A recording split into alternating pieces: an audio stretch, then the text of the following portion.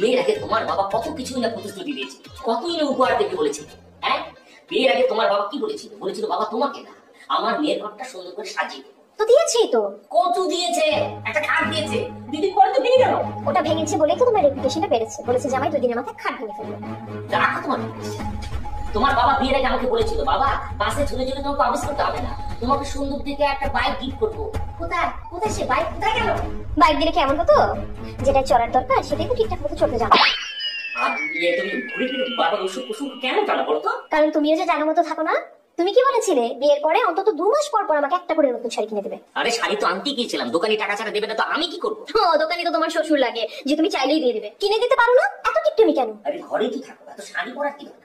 ও তার মানে এখন বলছো যে শাড়ি ছাড়া থাকবো? না না তা বলিনি, একবেলা পরলেই তো হয়, তাহলে শাড়ি বেশি করে দিতে। হ্যাঁ রে, এই কার সংসার করছি আমি? এতক্ষণ আমার বাবা মাকে অপমান করলো আর এখন করছো আমাকে। তো তোমার বাবা মা একটা মিথ্যে প্রতিশ্রুতি দিয়েছে, সেটা আমি বলতে পারবো না। আই খবরদার আমার বাবা মার নামে একটা বাজে কথা বলবে না, বললে কিন্তু। বলে কি হবে?